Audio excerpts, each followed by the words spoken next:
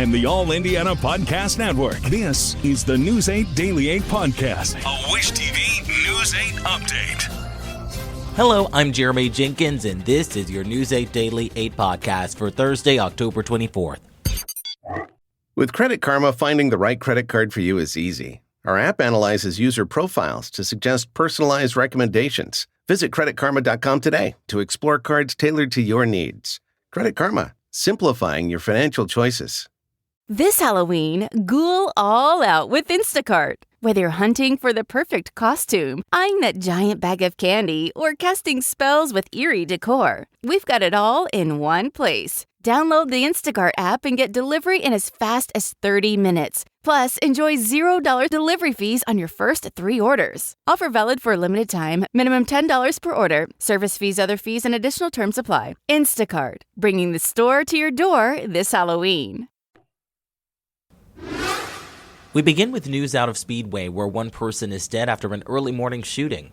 It happened just before 12:15. Police say they responded to an apartment complex near West 10th Street and North Norfolk Street after officers heard multiple gunshots. Officers say they found a white vehicle with several bullet holes on the passenger side and a male with gunshot wounds inside the car. We don't know his age. He died on scene and his identity has not been released. Police have not said what may have led up to that shooting. And another top story we continue to follow, the Delphi Murders trial. We now know more details surrounding the deaths of Abby Williams and Libby German. News 8's Kyla Russell has a recap of Day 5. Some of the most notable testimony so far. The man who performed the autopsies on Abby and Libby's bodies testified in court, and the jury saw 14 images from those autopsies. The doctor explained the wounds to the necks of both girls. Abby had one incision and Libby had multiple. Neither of them had defensive wounds and did not have any sexual trauma. The doctor said Abby likely died in about 5 to 10 minutes and Libby likely died in around 5. That all could have been impacted, though, by several factors. He estimates they died about 41 hours before their autopsy. There was also a contentious back and forth between the doctor and the defense, as the doctor had not included this in his original report, but said today that even though he cannot say with certainty, it's possible the girls could have been wounded with a box cutter. The defense says he changed his story without telling them. The man who analyzed data from Libby's phone also testified. Christopher Cecil is the commander of the Indiana Internet Crimes Against Children Task Force. He explained 2 reports off of Libby's phone activity and said 2 people were using it, Abby and Libby. There were 6 total fingerprints saved to the phone. And Cecil testified to using data from the phone's health app to see the girls walked between 1:31 and 2:08. We learned the last time Libby's phone was moved was 2:32 on February 13th. That's about 20 minutes after that well-known bridge guy video was taken. The phone stayed on and got notifications until late into the night on the 13th. There's a gap, though. Cecil says the phone had not been turned off but didn't receive notifications until about 4:33 a.m. on the 14th. That's when about 20 SMS messages came all at once. When asked to explain the gap, Cecil said he wasn't sure why things went dark. Another interesting note, over 20 of Richard Allen's devices were seized in 2022. Cecil said none of them overtly linked Allen to the girls. Prosecution say the phone Richard Allen had at the time of the murders, though, wasn't part of that seize. And we expect to continue hearing from witnesses who have more information on those devices. Reporting here in Delphi, I'm Kyla Russell for Wish TV.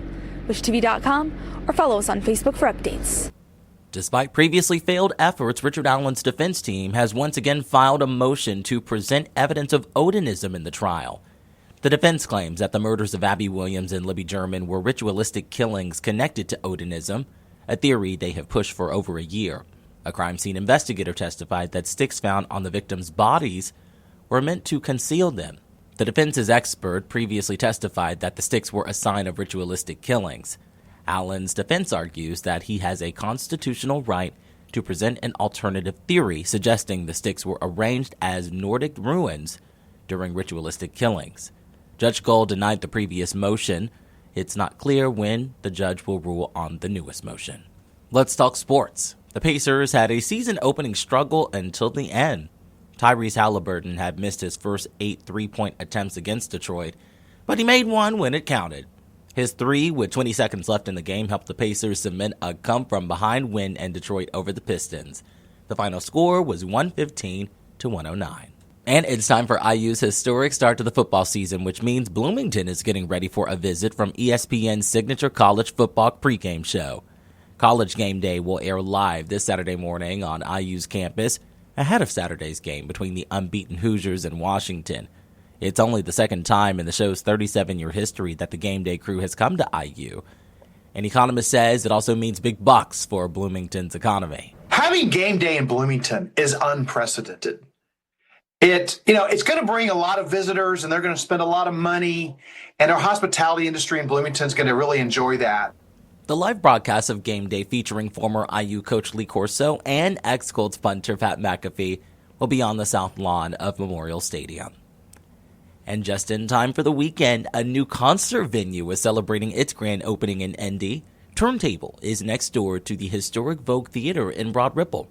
News 8's Hernan Gutierrez reports. It's a small venue. The operators 45 say that it is about 400 people that can fit in here. And we're in the green room. I'm going to get up now. And it is, again, a smaller venue. And the operators hope for you to find your next favorite artist. Again, with us is Jenny Boytz. She is the CEO of 45. And Jenny, you and I were talking about, maybe it's just you and I that care about how green rooms are decorated and set up. But tell us a little bit about this space before, the artist comes out to play for the crowds. Yeah. So the room that we were just in is, for a couple of reasons, really important to kind of our overall aesthetic and what we hope to bring to not only kind of this space, this community, but also to artists, as you mentioned. And so what you'll see at Turntable when you join us for a show or a private event is that there's a vintage feel to it, that we want this to feel a little like, maybe your grandmother's basement with the vinyl record player, but also that this is organic, right? That this is not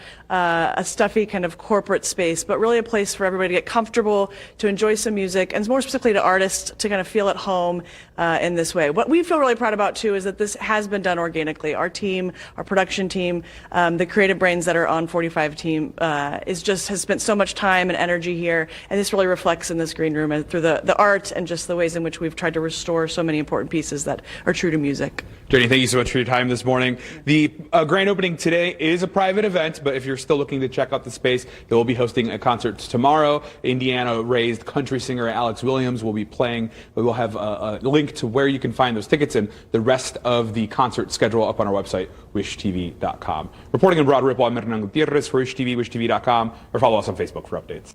We wrap things up with weather. Storm Track 8 says you can expect sunny and more seasonable weather today. Meteorologist Tara Hastings has your News 8 Daily 8 forecast. We are, yes, a bit cooler. 57 degrees. This is where we were 24 hours ago at this time. And right now we're at 45 in Indianapolis. So, yes, there is a difference out there. You can feel it. But we've got mostly sunny skies. A beautiful look here in Carmel.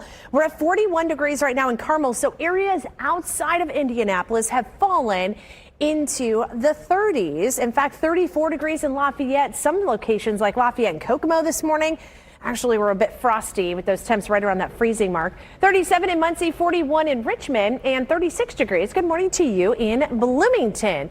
All right, we've got high pressure in control. That is going to keep us high and dry for the day today. Also the winds. I know it's been a bit breezy the last couple of days.